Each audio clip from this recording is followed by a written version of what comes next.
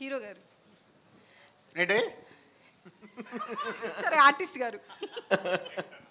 చెప్పండి. సో అంటే మీరు హీరోగా సారీ ఆర్టిస్ట్గా చాలా సినిమాలు వచ్చాయి కదా, వాటికి హీరోనే ఆయన టైటిల్ వేసుకున్నాడని నేను టీచ్ ఏదో చేస్తాను. లాస్ట్ టైం ఇంటర్వ్యూ చేసినప్పుడు కూడా హీరో అనొద్దన్నాడు ఆయన. సినిమాకు ఒకరు ఉంటారుగా హీరో. అదే అడిగాను నేను. కాదండి నేను ఎప్పుడు హీరో అనుకోని అంటున్నాడు ఆయన.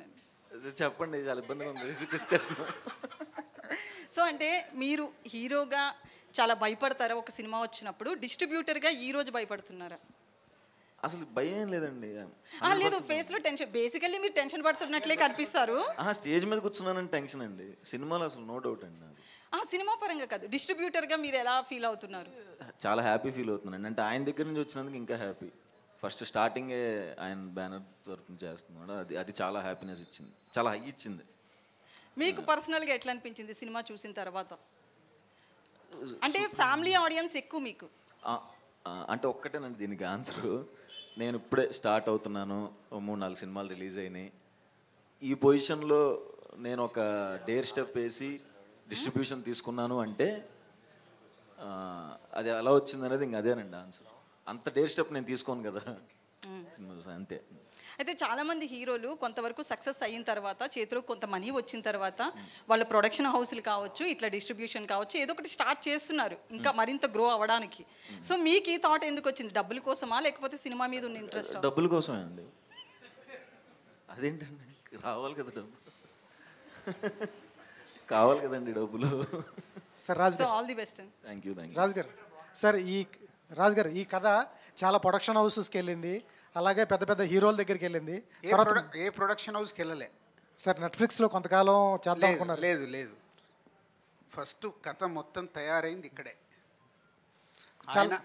ఆయన చెప్పాలి. అంత ధైర్యం లేదు సార్, ఇక్కడే స్టార్ట్ అయ్యామండి. కాదు నువ్వు చెప్పు. చెప్పండి సార్. నేను 7 years నుంచి ఇదే సంస్థలో పనిచేస్తున్నాను సార్. సార్ కథ అయితే చాలా చోట్లకి అయితే తిరిగింది.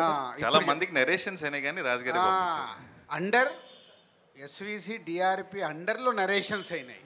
సో ఇప్పుడు నెట్ఫ్లిక్స్ వాళ్ళకు చెప్పాం.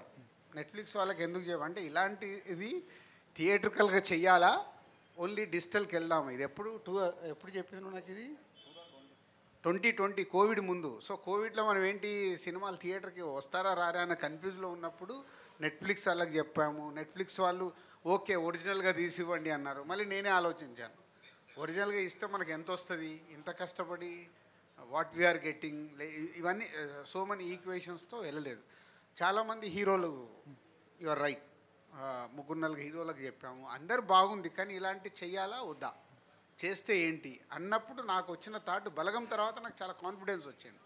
అప్పుడు నేను పిలిచి చెప్పా, ఈ అబ్బాయి బాగుంటాడు, మిడిల్ క్లాస్ క్యారెక్టర్కి, నువ్వు వెళ్ళి సుహాస్ని కలిసి చెప్పాను. లాస్ట్ ప్రెస్ మీట్లో చెప్పాను. అలా సుహాస్ వచ్చాడు.